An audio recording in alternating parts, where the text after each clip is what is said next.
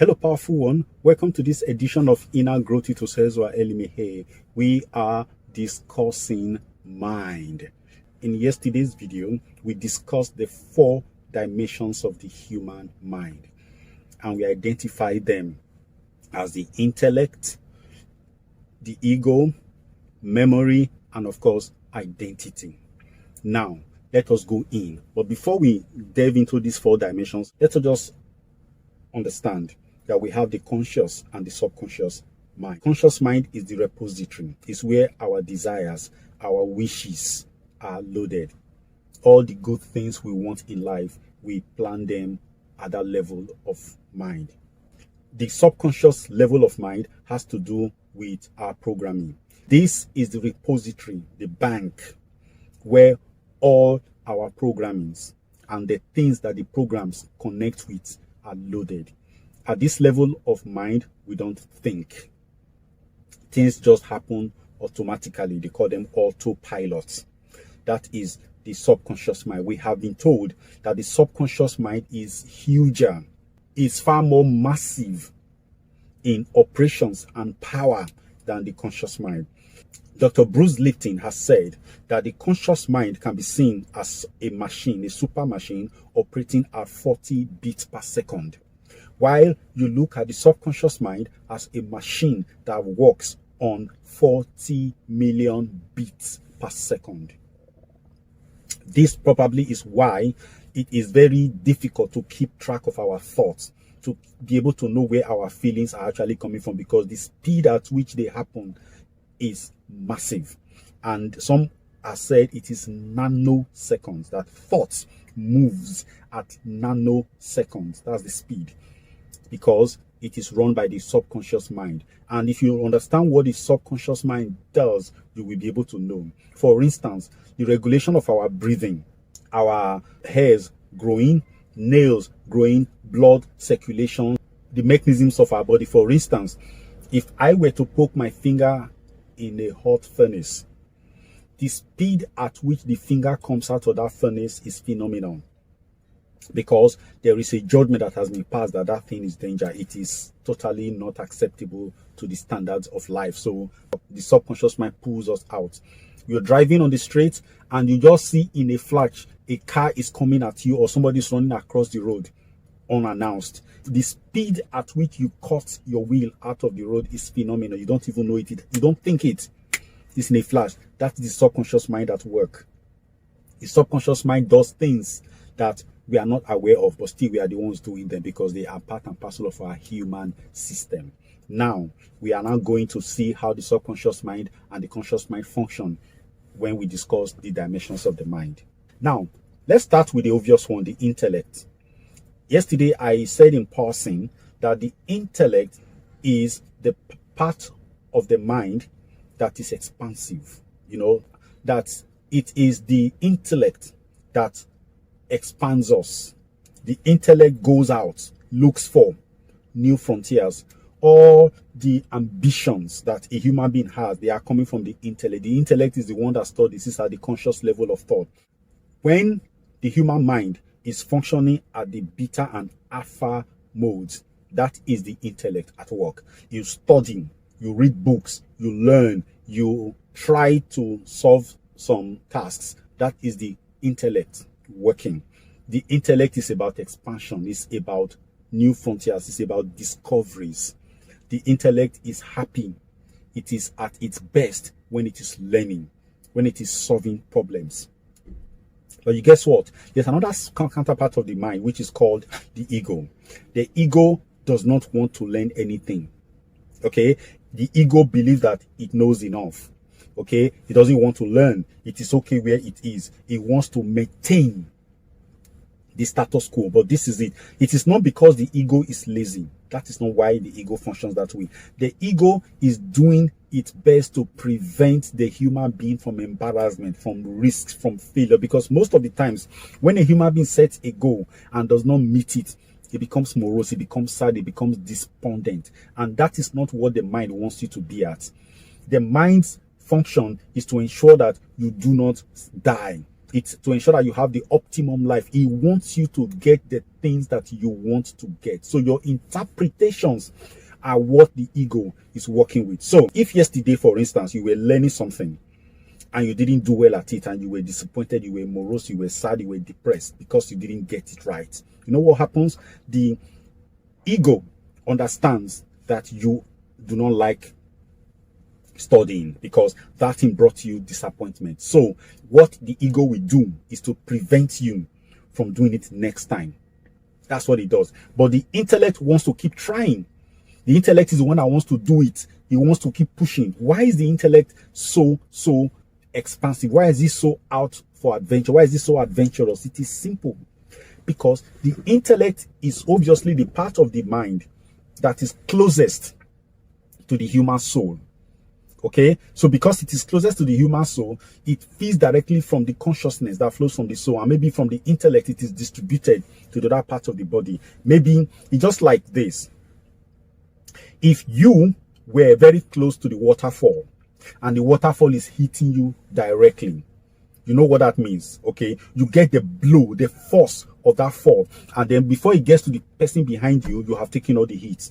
It's just like when you are also sitting close to light. You are bleached out. If it's a very powerful light, it bleaches you out. People are out at the back of you begin to receive the fallout of that light, but not as intensely as you get it. So because the conscious mind is the higher level of the mind, it is closest to the soul, therefore it gets all the light of consciousness. Why the ego is at the sub level, is at the background, deep down there. Maybe you can call it the region where the light is very low. But that does not make it less powerful. It is more powerful than the intellect because it does a lot. It's the one that does a majority of the actions that keep us alive. The function of the ego is to protect our dignity, is to protect our honor, is to protect our pride. That's what the ego is all about. Anything we have identified with, the ego protects it and defends it. This is how it goes. The intellect is the one that creates the identity. The intellect is the one that says, I want this. I want to become a lawyer. I want to become a doctor. I want to become a surgeon, an artist, a painter, a writer, a singer, a dancer. All the effort to become that, it is carried out by the intellect. The intellect drags us to fulfillment, to things that will make us better human beings. But say, okay, you know what? Today, we are going for taekwondo lessons. All the exercises, we are going to do them. But when the pain starts kicking in, the ego says, no, this is pain.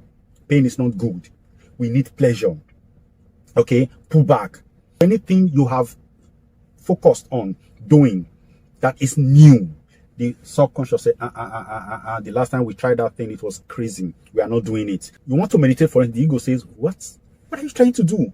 This, we have never tried this thing before. It's not going to work. Don't even try it. Because the ego is comfortable where it has had a positive experience.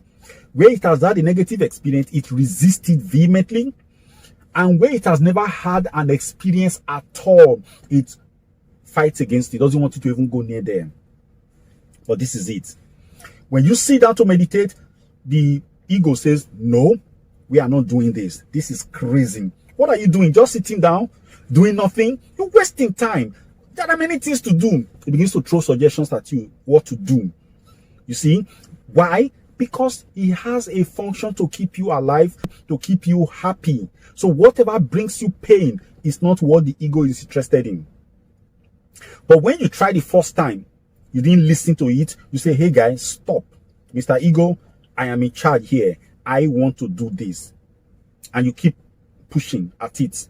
What then happens is that when you get positive result from it and you look so happy and fulfilled, oh man, next time the ego will push you, say, go and do that thing. Let's do it again. Let's do it again. Let's do it again. Let's try it again.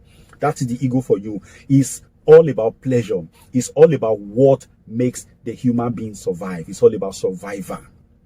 You get it?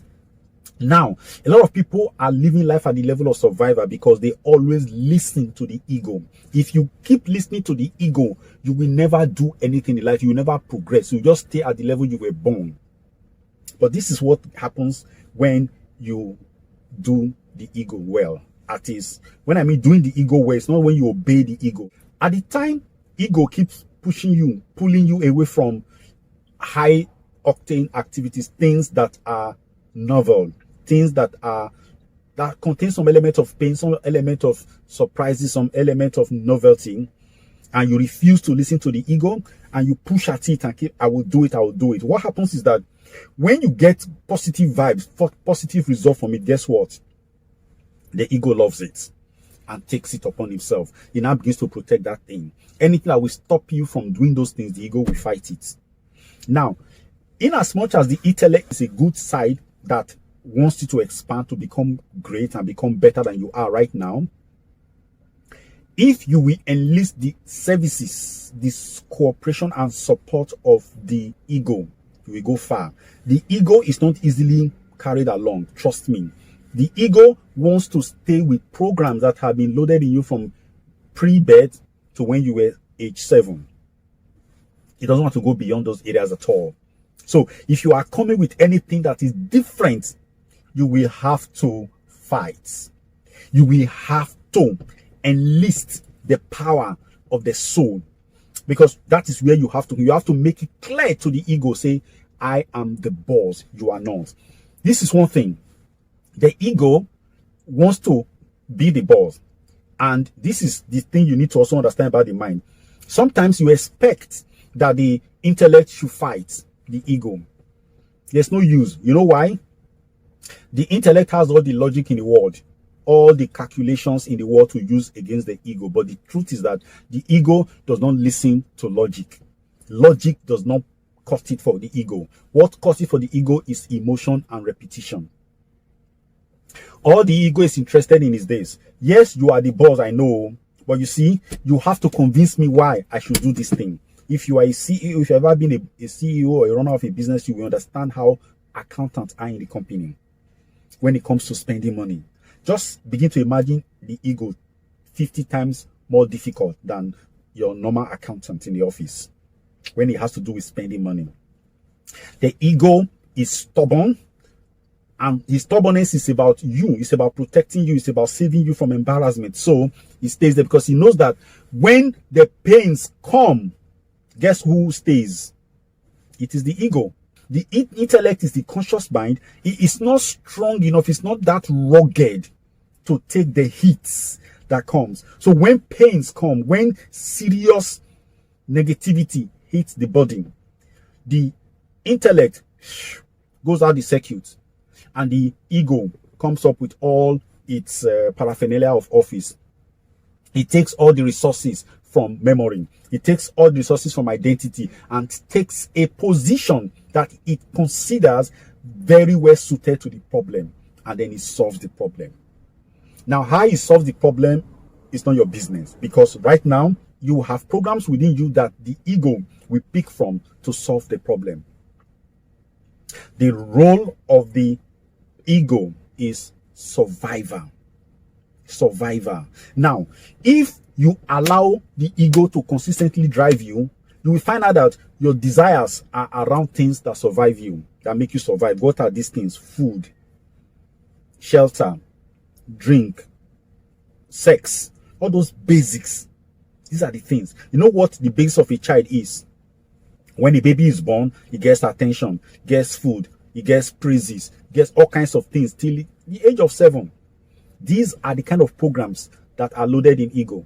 And these are the things that ego sees as the right things. So when you see a human being having this childish attitude, he wants to be attended to, he wants to be praised, he wants to feed, he wants to be pampered. Just understand that it's a program from childhood that is running, and the ego works with those things. But this is it. A great man decongests the programs of the ego that are picked up from childhood, from younger days, and begins to replace them with mature programs. So instead of you always focus on food and all those things, you change your attention. You begin to talk about great things, achievement, contributing to life, changing people's perspective of things. You begin to have higher ideas in life. So when you start that first step to say, okay, these higher ideas, I want what I want to stand for, the ego will fight you. What are you doing? This is not proper. No. Yours is to survive. Why are you pushing us? If you keep pushing like this, you will have nothing left. But when you succeed at it, oh, the ego will claim it. We take credit for it and begins to protect it. So when you start a process that is novel, the ego kicks at it. But when you get a result from it, you are successful. The ego embraces it and makes it its own. Okay, that is how it goes. Therefore, if you have anything you want to change right now in your life, trust me, the ego will fight it. It will not allow it because it feels that it is contrary to the program that are loaded in you. But this is what you have to do. You have to keep pushing, telling the ego, oh no. For example, people who have weight issues. They have weight issues, or do people who are skinny and don't look at me, who want to, at least you need them to have some flesh on them. But guess what? Every effort they will put in to add weight will be resisted by the ego. The ego say, no, the program we have is for you to be skinny. Skinny is just good. Why? Because ego is very comfortable with you being skinny. Because compared with the experience you had at some point in your life when you wanted to add weight, the ego has a vivid imagination. It has a very clear sense of self, that the idea of going back to that experience is unpalatable. You want to go there. It's possible that at some point in your life, you had come to agree that food is the basis of being big. That if you don't eat food, you will not be big. You carry that program. It was loaded into your subconscious. Ego takes it as truth. Then you moved on from there. You got to another point where somebody tries to use food to hold you to ransom, and you told them, what's it? Bounce food. I don't care about food. And you are not eating food. Therefore, food makes you big, gives you size, but now you don't have food. Therefore, you're not going to have size, so you become skinny. There are people who really don't eat, even as much as you do now, but they are big. They are fighting every day to lose weight. They stay away from breakfast. They stay away from dinner. Yet, they are still big. Why?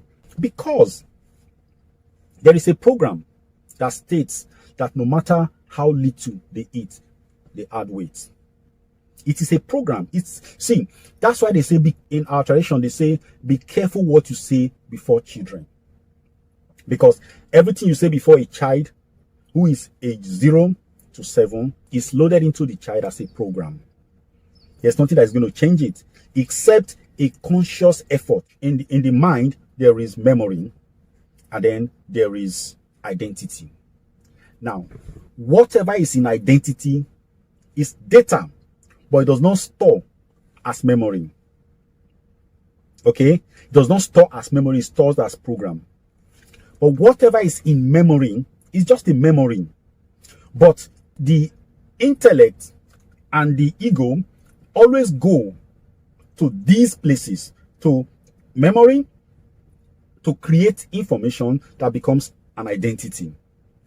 But guess who does it faster? It is the ego. Because it has speed, it has enduring power, and it is awake 95% of the time. The intellect, at the slightest provocation, it goes off. When the intellect is thinking, for example, is calculating who runs the show. You are driving in your car. You are engrossed in thought. But yet the car is going on the road. The car knows where there is a pothole.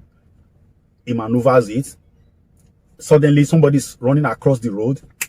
The car stops. You just see that your leg applies the brakes. And the car stops. The person passes, the car keeps going. Another car is driving foolishly and cuts into your lane. Find out that your hand just swerves and goes out of the person's way. Who is in control when you are thinking? It is the ego.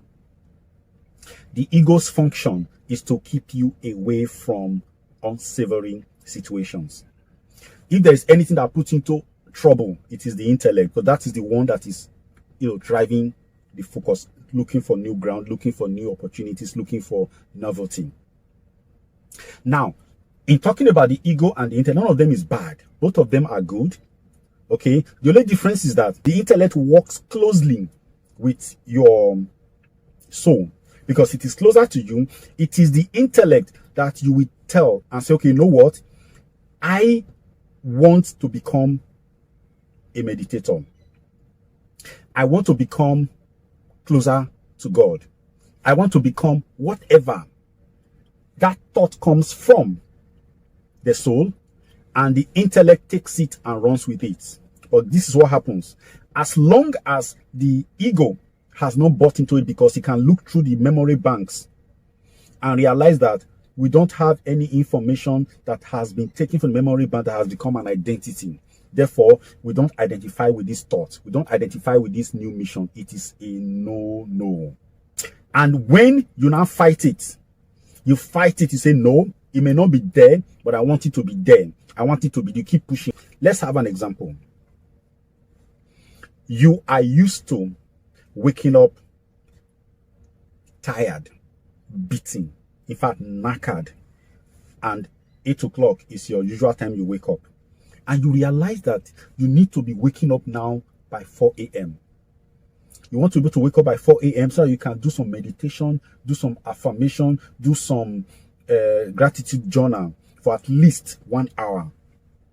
Then you now start your day. Find out that one day you woke up early in the morning. Find out that by 12 o'clock, you have finished all the activities of the day in the office. So you want to be waking up early now. That first time you woke up, it was by accident. Something just happened and you found yourself, you woke up and you realized that the beauty of waking up so early at work is just beautiful. And I said, now I want to be doing it. Try it next time. You won't be able to wake up because it's not a program. That was a happenstance. Therefore, you want to now make it a program. Brother, sister, if you try to wake up by 4 a.m., you will find out that sleep becomes sweetest. You say, okay, let me sleep a little bit. That is the error. That is the ego telling you. It wants to lure you. Just lay a bit. Just lie down. Sleep a little bit. Stretch yourself for like 2 minutes. That may become 2 hours. You open your eyes. It is 6 a.m. You get it? So, and then even when you open your eyes, because it's not yet time for you to wake up, it tells you, no, yeah, it's 6 a.m. Don't worry. Okay, today is gone. Tomorrow you will try another one, but just stretch a little bit. Enjoy the hour. And you find out that your usual 8 o'clock is when you wake up. And you are beating yourself. You don't do that. So what you do in that situation is you call a meeting of your staff, inner staff, the intellect, the ego, all of they are present, and you make it clear to them that, guys, from now onwards, 4 a.m. is wake up time every day. We have a mission. This is what the mission is. I want to wake up earlier because I realize that life is better when I wake up earlier. I do a lot of chores better. I control my stress level better. In fact, I will be able to kill stress and our body will be happier and we will get better opportunities at anything we want to do in life if we wake up early now. This is what we are going to do. Wake up early in the morning, do our meditation, then we do gratitude journal, we do some affirmations for the day, then we get up, do some exercises, have our bath, and then start our day's work. Made it clear. Haven't made that clear. So you go to your day and keep reminding your system, this is it, 4 a.m. wake up time, 4 a.m. wake up time. It's about repetition.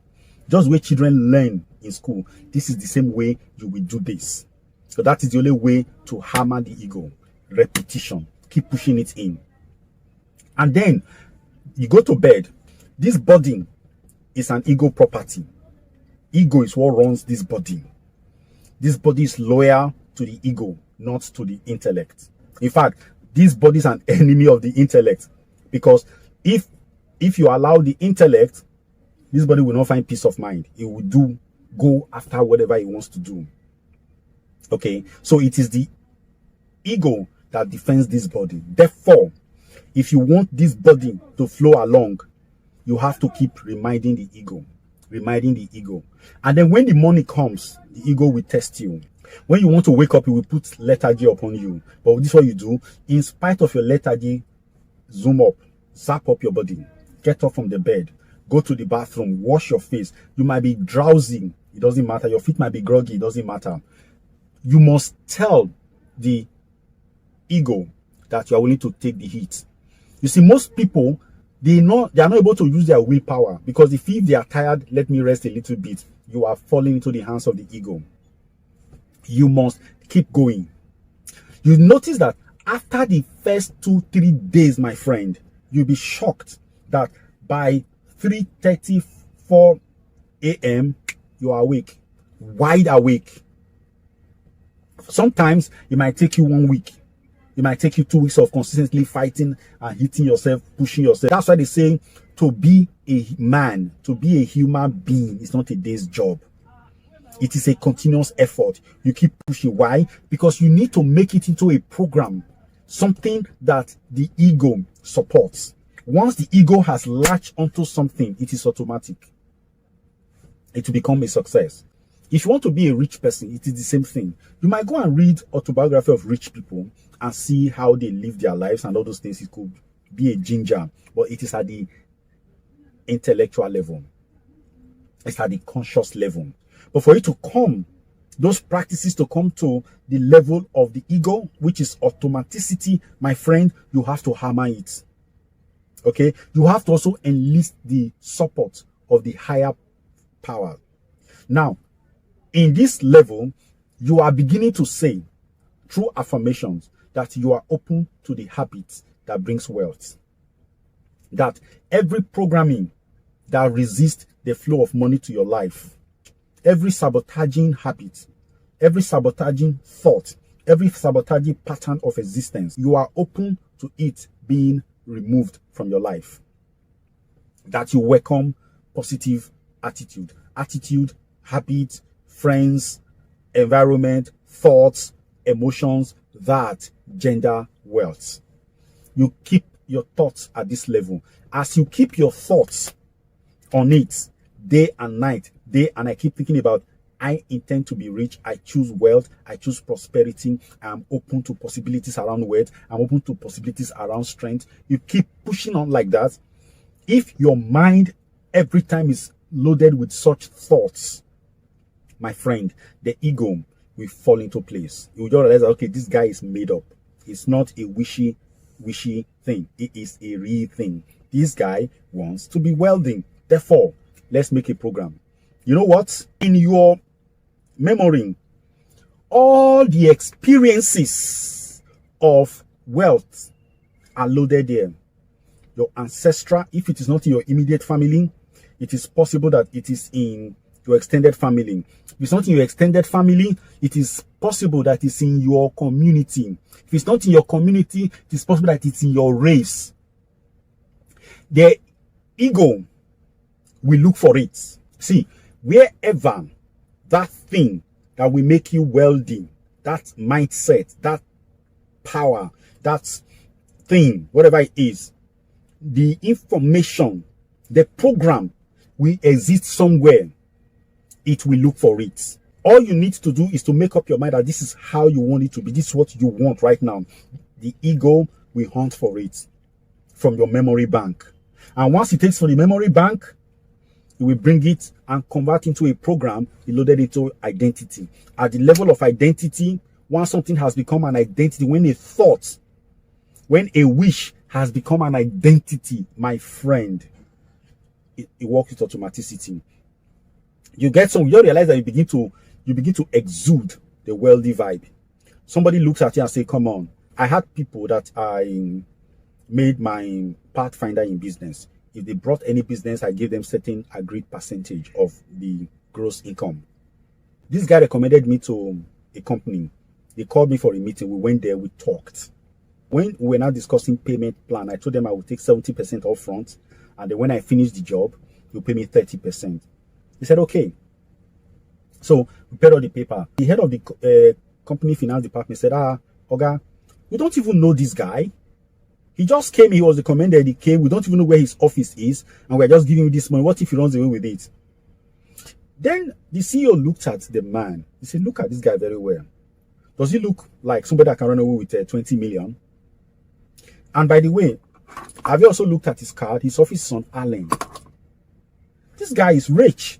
20 million is nothing to him. And that was what happened. And I got the job. I did it. They only came to my office once. One of them came to my office once just because he needed to pick up the job and go to the airport in Ikeja. So he passed through the office. That's when he knew my office.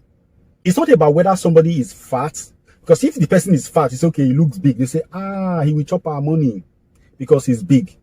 He loves food. You see that? If he's skinny, say, this guy is hungry, he will chop. It's not about the size of your body. It's about the aura. It's about the things you exude. And that is a program running. Every program is in the identity, not in the memory. You get it? Now, yes, it's a thought in memory. It's just ordinary data in the memory bank. But you see, when it gets to the identity, it has ceased to be a mere memory. It has now become an identity. It could be a positive identity, or it could be a negative identity. Whichever one, that is what it is. But there is an identity. There is some information about your life that is in memory, that is so high. For example, you might have information of being a beast, information of being a baby, of being a thief, of being beaten, of being suppressed. But there is another information of you being soul. As in, you know that as soul, you are higher than every entity in the universe. That you are capable of the highest height. Once you access that information and you identify with it, make it an identity, my friend, they say even the gods will worship you. That's the level. So in the human being, there are so many possibilities. There are memories in the human being that, if converted from just mere memory and taken into the level of identity, my friend, you will become out of the ordinary. So when you start saying that, no member of my family has ever been like this, that is a lie. You are just looking at the members of your family in the last 100 years. Have you talked about the last 1,000 years? Have you talked about the last 1 million years? Okay, this is why a human being should be open to possibilities. Don't narrow out your possibilities into experiences that you are aware of. There are things in you, embedded inside of you, loaded in there. The memory is like a lagoon of content. It's full. All you need, there is one drop of information in your memory that is divinity. If you can connect with that information, my friend, you become more than the demigods. That's what we are talking about. So there is nothing impossible for a human being as long as the person is open to possibilities. Memory is what is responsible for both our physical and mental outlook to life. Your birth, you're being a human being, you're being dark-skinned, light-skinned, tall, you have curly hair, or you have your normal kinky hair, whatever it is, it's all in the memory. There's a memory that is familial, that is in line with your family. There's a memory that is in line with your tribe. There's a memory that is in line with your country, your community, and your race. These are all memories. But do you also know that there are memories that are beyond your human experience, that are supreme, where you begin to find yourself as equal with the supreme? That's another memory. And most of the times, because of the level we are raging on, we're not able to access that memory.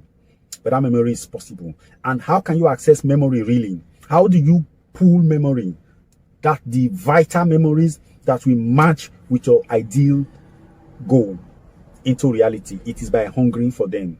When you are hungering for them, you are pushing for them, you are filled with thought, you are filled. Remember what I talked about, dominant desire. If you make becoming a certain thing your dominant desire, what happens is that there is a suction that is happening on your inside. There is a search. The operator, the subconscious mind, because you have given it so much work, you are making it restless, you are piling heat upon the subconscious mind. What it does is that in order to find peace, it's going to be looking for that information, that content within your memory bank that connects with that lifestyle. He will find it. Once he finds it and brings it to you, you are attached, because you'll be looking for it. Once it comes, you are attached to it. Boom. and it becomes identity. And at that level, life change. You'll just be surprised that somebody went to bed yesterday, something else, and he wakes up this morning, it's a new person, completely changed. You're going to wonder, yeah, what, how? That is how it happens. It's about converting a memory into an identity, converting an item in memory into identity. It changes all things. And who do you use to get these things? Your ego and the intellect. Put it at the intellectual level. I want it, I want it, I want it. You research, you found the information. This is what I want. This is what I want. I want to be this. I have chosen this. This is my life. You are going to bed, you are bombarding your ego with it. You are sleeping off, you bombard the ego. You are waking up, you bombard the ego. You are walking around like that. You open up. Guess what happens? At the time you start moving around, as you are moving down, you realize that you just have a light that flashes across your heart, your navel, somewhere that says, you just have a picture of beauty, a picture of splendor, a picture of something lovely. Now, that is what is happening. The subconscious mind, the ego is saying, flashing these things that you say, isn't this what you are talking about? That's what you feel. But this is what people do. When that flash comes, it's so beautiful. It's so elevated. Say, hey, how can I get this thing? Whoa, I don't want to place my heart there. This is impossible. Then you have spoken to the messenger. You have told the operator it's not what you wanted. But when the thought comes with that flash, you get that image of beauty, splendor, and opulence. You say, wow, finally, that is it. This is mine. This is what I want. I love this. I opened up to this. Boom. It is installed. At another time, he will go to the same country, the same region where he got that type. We need to pick out different types from them. Today you can go there and pick health, you can go there and pick a pretty lover, go there and picks lovely children, goes there and picks travels, goes there and picks profession, or keep just going and picking and just say yes, yes, yes, yes. That's what you are doing. Just saying yes, approving, approved, checked. One day, as he gathers all of these thoughts together, he forms a full human being. And then he loses into your identity. You wake up one morning, everything is over. You are changed. Okay? It's just bit by bit. And it happens. According to the friend, they say, petit à petit, l'oiseau fait son nid. Little by little, the bird builds its nest. So, that is how it goes. Poco a poco. Little by little. But you must work with your inner members. Thank you.